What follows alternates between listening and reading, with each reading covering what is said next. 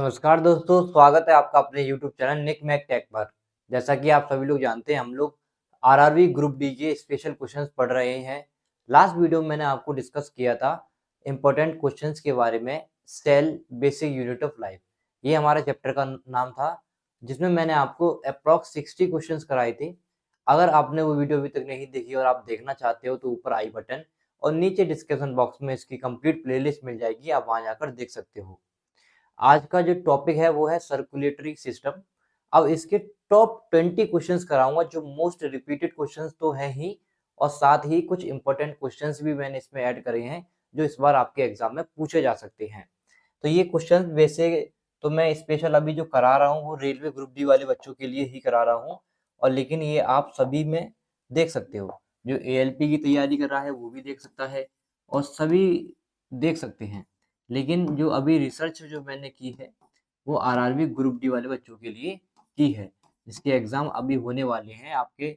अभी तो 17 नवंबर में इसका वो निकला हुआ है कि भाई 17 नवंबर से स्टार्ट होगा, पर लेकिन आपको पता है कोर्ट का स्टे वगैरह लगा हुआ है, तो 17 नवंबर से मे भी एग्जाम ना हो, है ना। तो अभी हम अपनी तैयारी को और जोरों से कर सकते हैं। तो आज के वीडियो हम लोग स्टार्ट करते हैं, जिसमें हम लोग सर्कुलेटरी सिस्टम के टॉप 20 क्वेश्चंस के बारे में डिस्कस करेंगे। तो देखिए, सबसे पहले क्वेश्चन हम लोग अगर देखेंगे तो हमारे पास क्या है, इसको आप बड़े ध्यान से पढ़िए। Some features of the circulatory system in humans are mentioned below.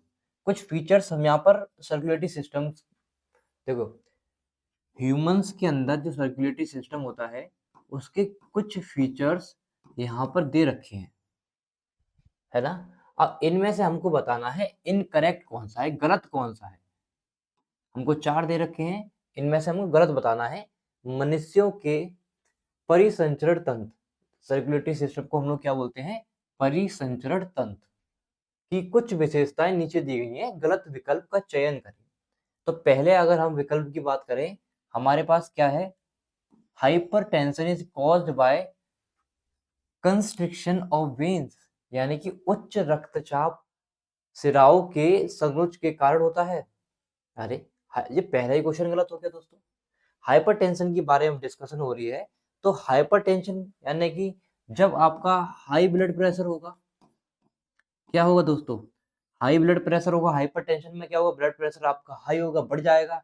और इससे क्या होता है, ये किसकी वजह से होता है, ये जब होता है जब आपकी नैरो और हार्डनिंग, आपकी जो आर्टरीज होती हैं, वेन्स और आर्टरीज जो तो आपकी होती हैं, वो कैसी हो जाती हैं, हार्ड हो जाती हैं या फिर नैरो हो जाती हैं, तब आपको देखने को ये मिलता है।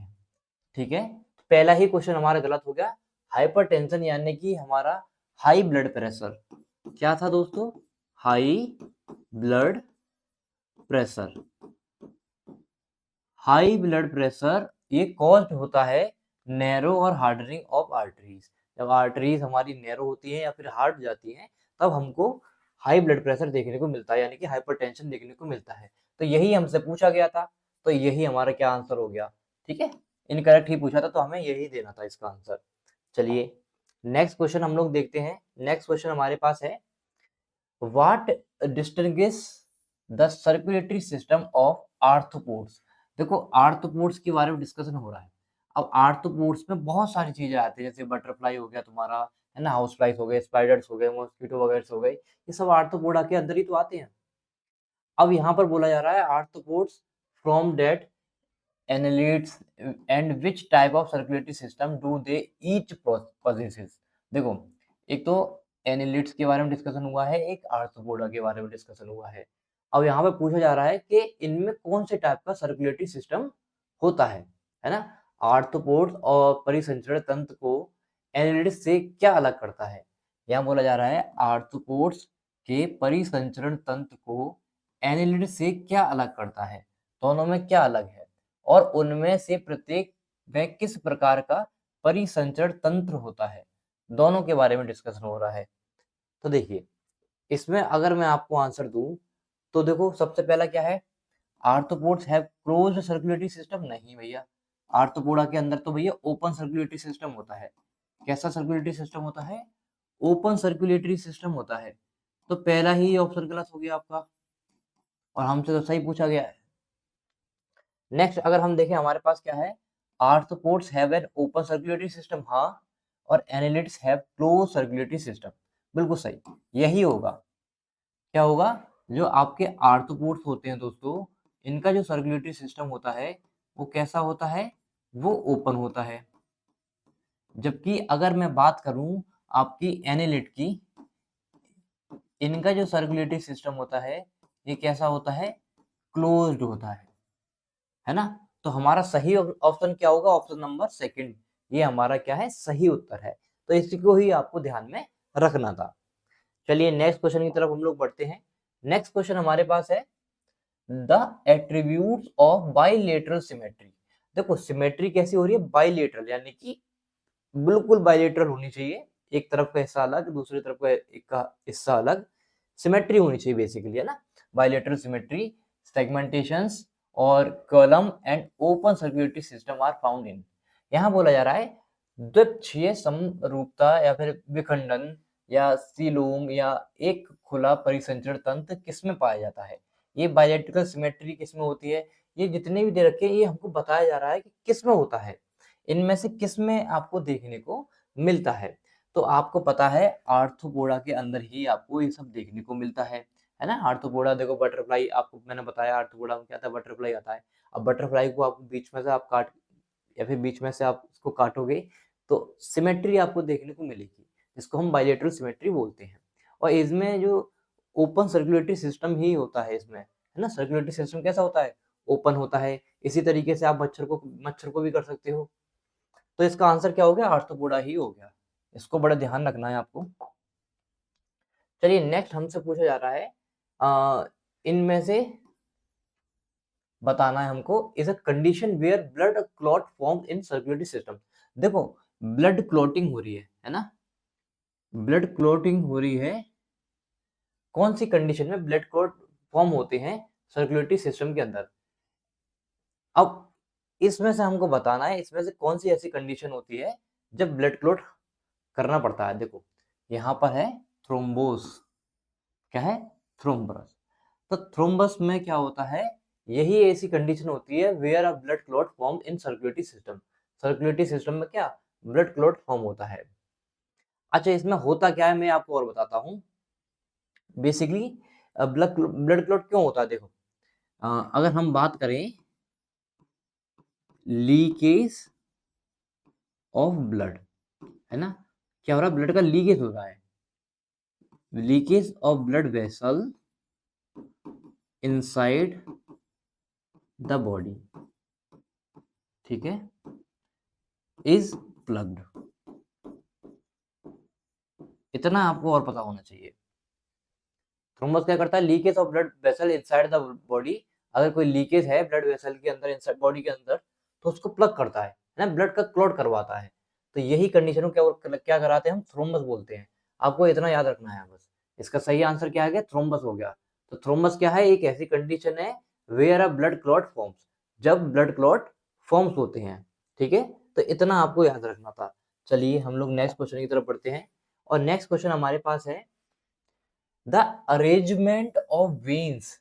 देखो वेन्स का अरेंजमेंट हो रहा है, and the veinlets in the lamina of leaf is termed as, यानी पत्ती की लेमिना में सिराओं और सिराकाओं की व्यवस्था को क्या कहा जाता है। इनमें से पत्ती के बारे में डिस्कशन हो रहा है और हमको बताना है क्या कहा जाता है। तो आपको पता है क्या कहा जाता है, वेनिटेशन कहा जाता है। देखो बात सिरा की हो रही है तो यहाँ पे आपको सिरा दिख रहा है, क्या कहा जाता है, वेनिटेशन कहा जाता है। अच्छा इसमें वेनिटेशन जो होता है वो कैसा वेनिटेशन होता है, पैरेलल वेनिटेशन होता है, पैरेलल वेनिटेशन फाउंड इन मोनोकोट। ये भी आपको एग्जाम में क्वेश्चन पूछा जाता है। भाई मोनोकोट्स के अंदर कौन सा वेजिटेशन आपको देखने को मिलता है, वेनिटेशन, तो पैरेलल वेनिटेशन देखने को मिलता है। ये भी क्वेश्चन आपके एग्जाम में डायरेक्ट पूछा गया है, इसीलिए मैंने आपको यहीं पर कवर करा दिया। और इसका आंसर क्या होगा, वेनिटेशन ही इसका आंसर होगा, है ना। वेनिसन, वेनिशन है, मैं वेनिटेशन बोल रहा हूँ, सॉरी।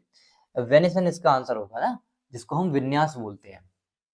चलिए नेक्स्ट क्वेश्चन को हम लोग देखते हैं। नेक्स्ट क्वेश्चन हमारे पास क्या है, the human circulatory system, human circulatory system consist of which of these, human circulatory system में इनमें से क्या क्या होता है।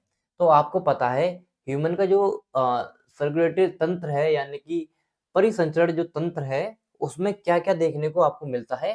तो ये तो आप सभी के लिए बहुत इजी क्वेश्चन है। देखो, blood, heart, blood vessels and lungs, है ना, रक्त, हृदय, रक्त वाहिकाएं और लसिका, यही आपको देखने को मिलता है। ठीक है, सर्कुलेटरी सिस्टम में ये यूरेटर्स कहाँ से आ गया, है ना, और पेनक्रियास ये कहाँ से आ गई। तो ये इसका सही उत्तर है, आपको यही आपको याद रखना है, ये सब आपको देखने को मिलता है। नेक्स्ट अगर हम बात करें, हमारे पास क्या, the is the organ at the centre of circulatory system, circulatory system के सेंटर में कौन सा ऑर्गन होता है। परिसंचरण तंत्र के केंद्र में कौन सा अंग होता है, इनमें से कौन सा अंग होता है परिसंचरण केंद्र में। देखो, केंद्र की बात हो रही है, सर्कुलेटरी सिस्टम के केंद्र में होता है हार्ट। और हार्ट क्या करता है दोस्तों, आपको पता होगा, ये पल क्या करता है, क्या करता है, पंप करने का काम करता है, पंप द ब्लड। हार्ट क्या करता है, ब्लड को पंप करता है। और हार्ट, चलो वो आगे की बात बताऊंगा भाई, कौन सा ब्लड होता है, डी ऑक्सीजन, है ना, ऑक्सीजन अच्छे वाला ब्लड होता है या पुअर ऑक्सीजनेटेड ब्लड होता है, उसके डिस्कशन हम लोग आगे कर लेंगे। चलिए अभी फिलहाल हम नेक्स्ट क्वेश्चन देखते हैं। हमारे पास है which of the following is not a part of circulatory system. अब हमको बताना है कि सर्कुलेटरी सिस्टम का कौन सा हिस्सा नहीं है, नॉट अ पार्ट, ये हमको बताना है। देखो, सर्कुलेटरी सिस्टम आपको पता है परिसंचरण तंत्र होता है, तो परिसंचरण तंत्र में कौन सा हिस्सा नहीं होता है, इनमें से ऐसा क्या है जो परिसंचरण तंत्र का हिस्सा नहीं है, ये हमको बताना है। तो आपको पता है ये बिली, ये नहीं होती है, जब कोई वेन्स होती है ना, आर्टरीज भी होती हैं और कैपिलरीज भी होती हैं, तो है ना, कैपिलरीज, तो ये भी देखने को मिलती है, लेकिन विली ये देखने को आपको नहीं मिलती है। अच्छा, विली होती क्या है ये मैं आपको बता देता हूँ। विली जो होती है आपकी, ये स्मॉल फिंगर लाइक प्रोजेक्शंस होती हैं।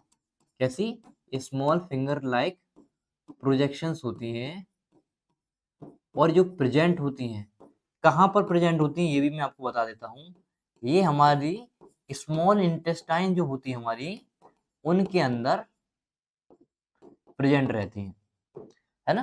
तो विली आपको सर्कुलेटरी सिस्टम का हिस्सा नहीं है, ये हमारी स्मॉल इंटेस्टाइन में प्रेजेंट होती हैं। ये कैसे स्ट्रक्चर होती हैं, ये स्मॉल फिंगर लाइक प्रोजेक्शन होती हैं, तो ये बात आपको याद रखनी थी। चलिए नेक्स्ट क्वेश्चन है हमारे पास, which of the following types of organism have open circulatory system. देखो, ओपन सर्कुलेटरी सिस्टम किस में से होता है, देखो ये हमको चार दे रखे हैं, इनमें से हमको बताना है कि ओपन सर्कुलेटरी सिस्टम किस में होता है। तो मोलस्का, मोलस्का आपने पढ़ा होगा, इसी में क्या होता है, ओपन सर्कुलेटरी सिस्टम होता है आपका। क्या होता है दोस्तों, ओपन सर्कुलेटरी सिस्टम। दो ही सर्कुलेटरी सिस्टम होते हैं आपके, ओपन सर्कुलेटरी सिस्टम में क्लोज सर्कुलेटरी सिस्टम। तो मोलस्का के अंदर क्या होता है, ओपन सर्कुलेटरी सिस्टम होता है, इतना आपको याद रखना था। चलिए नेक्स्ट हम लोग देखते हैं। हमारे पास क्वेश्चन है, which of the following animal phyla have an open circulatory system. देखो, एनिमल फाइला के बारे में बात हो रही है, जंतु संघ में खुला परिसंचरण तंत्र क्या है, होता है। तो देखो, हमको एनिमल फाइला के अंदर बताना है इनमें से किसमें ओपन सर्कुलेटरी सिस्टम होता है। तो आपको पता है आर्थ्रोपोडा में, आपको स्टार्टिंग में भी अभी बताया था, इसमें क्या होता है, ओपन सर्कुलेटरी सिस्टम होता है। तो ओपन सर्कुलेटरी सिस्टम से आपको पता है, देखो कितने सारे क्वेश्चंस आ रहे हैं। तो ओपन सर्कुलेटरी सिस्टम और क्लोज सर्कुलेटरी सिस्टम के बारे में आपको अच्छी तरीके से जानकारी होनी चाहिए, और इस टॉपिक को आपको मजबूत करना ही पड़ेगा अगर आपको अच्छे नंबर लाने हैं तो ये सिंपल हो गया हमारा आर्थ्रोपोडा। आर्थ्रोपोडा में क्या होता है, हमारा ओपन सर्कुलेटरी सिस्टम होता है, इस बात को भी आपको याद रखना था। चलिए नेक्स्ट क्वेश्चन हम लोग देखते हैं। नेक्स्ट क्वेश्चन है हमारे पास, which of these contract the smooth muscles in the bronchi and guts and relax other muscles such as those in walls of the fine blood vessels। अच्छा, ये क्या कहना चाह रहा है, इनमें से कौन सा बोन काई और आंत के में चिकनी मांसपेशियों को संकुचित करता है और महीन रक्त वाहिकाओं की दीवार जैसी अन्य मांसपेशियों को स्थिर करता है। अच्छा जी, तो हमको बताना है इनमें से क्या है। देखो, आपने पढ़ा था और मैंने प्रीवियस ईयर अभी जो क्वेश्चंस कराए थे पहली वीडियोस में, वहां पर मैंने आपको हिस्टामिन प्रोटीन के बारे में एक अच्छे तरीके से बताया था। तो यही होता है दोस्तों, जो हमारी रिलैक्स, जो हमारे मसल्स वगैरह होते हैं उसको, उसमें भी जब बोलते हैं ना, जब हम वर्कआउट करते हैं, वर्कआउट करने के बाद हमारी मसल्स वगैरह थक जाती हैं, तो हमको किसकी जरूरत पड़ती है, प्रोटीन की जरूरत पड़ती है। तो ये आपको हिस्टामिन हेल्प करता है आपकी मसल को रिलैक्स करने में। ठीक है, तो इतना आपको याद रखना था। चलिए नेक्स्ट हम लोग बढ़ते हैं, ये क्वेश्चन डायरेक्ट आप लोग याद कर सकते हो। यहाँ पूछा जा रहा है, the blood vessels that carry blood from heart to various part of the body. Blood से ऐसी जो ब्लड वेसल्स होती है, ब्लड को हार्ट से पूरे बॉडी के अदर पार्ट्स में ले जाती है, अदर टिश्यू में ले जाती है, तो उसको क्या बोलते हैं, है ना, क्या बोला जाता है उसको, ये हमको बताना है। तो आप सभी को पता है, हमारी जो आर्टरीज होती हैं यानी कि धमनियां होती हैं, यही क्या करती हैं, हार्ट के पास, जो हार्ट से ब्लड को लेंगी और हमारी जितनी बॉडी के पार्ट्स है वहां पर ब्लड पहुंचाएंगी, है ना। तो आर्टरीज होती हैं, धमनियां होती हैं, ये बात आपको याद रखना है। तो आर्टरीज क्या होती हैं, ये क्या होती हैं, ब्लड वेसल्स ही होती हैं। क्या होती हैं, ये ब्लड वेसल्स होती हैं। और इनका काम क्या होता है, डिलीवर करने का काम होता है। क्या करती हैं, डिलीवरी करती हैं। किस चीज की डिलीवरी करती हैं, ऑक्सीजन रिच ब्लड। किसकी डिलीवरी करती हैं, ऑक्सीजन रिच ब्लड की डिलीवरी करती हैं। कहां से करती हैं, फ्रॉम हार्ट, हार्ट से करती हैं। मैंने क्या बोला भैया, आर्टरीज का काम क्या होता है, ब्लड वेसल्स को डिलीवर करने का काम होता है। किस में, oxygen rich blood from heart, heart से ऑक्सीजन रिच जो ब्लड निकल रहा है उसको कहां पर ट्रांसफर करती है, ये टिश्यू, बॉडी के जो पार्ट्स हैं, अदर टिश्यूज हैं, टिश्यू ऑफ द बॉडी। ठीक है, तो इतना सा बस आपको याद रखना था। आर्टरीज का बहुत मुख्य रोल है, इसको आपको जरूर पता होना चाहिए, इंपॉर्टेंट क्वेश्चन था ये आपके लिए। चलिए नेक्स्ट क्वेश्चन हम लोग देखते हैं। इन द ह्यूमन हार्ट, अगर हम ह्यूमन हार्ट की बात करें तो blood passes through the heart twice in one cardiac cycle. एक कार्डिक साइकिल जो होती है हार्ट की, तो उसमें ब्लड पास होता है ट्वाइस, दो बार। और this type of circulation is called, और इस टाइप को सर्कुलेशन को हम लोग क्या बोलते हैं। तो आपको, आप बताइए, दो बार सर्कुलेशन हो रहा है ना, twice in a one cardiac cycle. एक कार्डिक साइकिल में ब्लड जो पास होता है दो बार पास होता है, तो इसको हम लोग डबल सर्कुलेशन बोलते हैं। क्या बोलते हैं, डबल सर्कुलेशन, यानी दोहरा परिसंचरण। ठीक है, इस बात को आपको याद रखना था। देखो, डाई सर्कुलेशन मत कर देना, डबल सर्कुलेशन बोलते हैं, यहाँ पर आपको याद रखना है, क्योंकि बहुत से बच्चे डाई सर्कुलेशन कर देते हैं। देखो, which side of human heart receive oxygen pure blood, यहां पर बोला जा रहा है। देखो, आर्टरीज होती हैं, आपको पता है, left arteries, right ventricle, left ventricle, है ना, तो ये आपको पता होगा। तो यहां बोला जा रहा है which side of human heart, human heart की कौन सी साइड, लेफ्ट साइड या right side, receive oxygen poor blood. देखो, दो ही एग्जाम में पूछा जाएगा, एक तो आपसे पूछा जाएगा भाई ऑक्सीजन पुअर ब्लड कौन सी साइड, है ना, हार्ट की कौन सी साइड रहता है, और एक पूछा जाएगा आपसे ऑक्सीजन रिच ब्लड, है ना, ये कौन सी साइड रहता है। ये दो ही क्वेश्चन सबसे ज्यादातर इसमें देखने को मिलते हैं, पुअर ब्लड फ्रॉम वेन्स, है ना। तो देखो, आपको पता है लेफ्ट या राइट साइड, तो देखो अप साइड और ये सेंट्रल पार्ट, ये तो कुछ हो ही नहीं सकता, या फिर लेफ्ट होगा या फिर राइट होगा। तो आपको पता है यहाँ पर पुअर ब्लड की बात हो रही है, पुअर ब्लड की बात हो रही है, तो ये क्या है, right side, right side. Poor blood क्या रहता है दोस्तों, आपका राइट साइड रहता है, इस बात को आपको याद रखना है। पुअर ब्लड कहाँ रहेगा, राइट साइड रहेगा। अगर मैं ऑक्सीजन रिच ब्लड की बात करूं, ये कहाँ रहेगा, ये लेफ्ट साइड रहेगा। दोनों ही क्वेश्चन आपको पता होने चाहिए और दोनों ही क्वेश्चन आपके एग्जाम में प्रीवियस ईयर में पूछे गए हैं और आगे भी पूछे जाएंगे। ये इंपॉर्टेंट क्वेश्चन है, मोस्ट इंपॉर्टेंट क्वेश्चन आप लोग मान सकते हो इसको। चलिए नेक्स्ट क्वेश्चन हम लोग देखते हैं हमारे पास क्या है। Blood circulate from arteries to veins. देखो ब्लड सर्कुलेट हो रहा है कहाँ से, from arteries to veins through microscopic vessels known as. देखो ब्लड सर्कुलेट हो तो रहा है लेकिन किसकी वेसल से, माइक्रोस्कोपिक वेसल्स के थ्रू हो रहा है ना। आर्टरीज टू वेन, कहां से, आर्टरीज से वेन्स के पास जा रहा है लेकिन माइक्रोस्कोपिक वेसल्स के थ्रू जा रहा है। और इसको हम लोग बोलते क्या है, इसको हम लोग बोलते हैं कैपिलरीज। क्या बोलते हैं, केशिकाएं। तो इसको आपको याद रखना है। तो कैलोरी क्या है, कैलोरी तो हो ही नहीं सकती, है ना। आपको पता है कैलोरी, खाना खाते हैं वहां हमको कैलोरी वगैरह मिलती है, सेल्स है नहीं, है ना। और कड़ी कहाँ, ये भी नहीं होती। तो इसका सही आंसर क्या हो गया, कैपिलरीज हो गया। इसको आपको याद रखना था। चलिए नेक्स्ट क्वेश्चन हमारे पास, which artery does not carry oxygenated blood. हमको बताना है विच आर्टरी, ऐसी कौन सी आर्टरीज है यानी कौन सी धमनी है जो कैरी ऑक्सीजनेटेड ब्लड, है ना, जो ऑक्सीजनेटेड ब्लड को नहीं कैरी करती है in human body. Human body के अंदर ऐसी कौन सी आर्टरीज है जो ऑक्सीजनेटेड ब्लड को नहीं कैरी करती है। तो देखो कार्डिक आर्टरीज, यहाँ पर ऑक्सीजनेटेड ब्लड तो रहता ही है भैया, है ना। कार्डिक इनकी हार्ट के पास जो होती हैं आर्टरीज, लेफ्ट और राइट दोनों में से एक में तो ऑक्सीजनेटेड ब्लड रहता है ना। रेनल आर्टरीज, इसमें इसमें भी आपका क्या रहता है, ऑक्सीजनेटेड ब्लड रहता है। ये पल्मोनरी आर्टरीज जो हैं इनके अंदर ऑक्सीजनेटेड ब्लड नहीं रहता है ना। ये कैरी नहीं करती ऑक्सीजनेटेड ब्लड को। बाकी ये तीनों जो हैं वो ये कैरी करती हैं। तो इस बात को आपको याद रखना था। नेक्स्ट अगर हम क्वेश्चन देखें हमारे पास है, which arteries is responsible for, which arteries is responsible for distributing the oxygenated blood to all parts of the body। देखो इनमें से हमको कौन सी आर्टरीज है जो डिस्ट्रीब्यूट कर रही हैं, क्या कर रही हैं दोस्तों, डिस्ट्रीब्यूट कर रही हैं यानी कि बांट रही हैं, यानी कि डिस्ट्रीब्यूट कर रही हैं किस चीज को, ऑक्सीजनेटेड ब्लड को। किसको डिस्ट्रीब्यूट कर रही हैं, ऑक्सीजनेटेड ब्लड को डिस्ट्रीब्यूट कर रही हैं टू ऑल पार्ट्स। कहाँ पे, ऑल पार्ट्स यानी ऑल टिश्यू बॉडी के जितने भी टिश्यूज हैं वहां पर या फिर ऑल पार्ट्स में डिस्ट्रीब्यूट कर रही हैं। तो उस वो क्या है, उसका नाम क्या है, उसको हम लोग बोलते हैं महाधमनी यानी कि ऑर्टा। ठीक है, क्या बोलते हैं, ऑर्टा बोलते हैं। इसको आपको याद रखना है।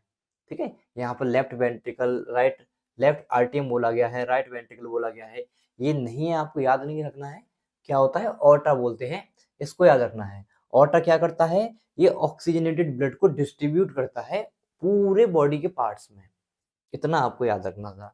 चलिए नेक्स्ट क्वेश्चन हम लोग देखते हैं हमारे पास क्या है, which of the following type of an arteries, निम्नलिखित में से कौन धमनी का एक प्रकार है। इनमें से कौन सी धमनी है वो हमको बतानी है। ठीक है, क्या है, इनमें से कौन सी धमनी है वो हमको बतानी है। तो लोचदार यानी कि इलास्टिक, ठीक है, सिस्टमेटिक कोई धमनी यानी, है ना। तो आपको क्या रखना है, इलास्टिक।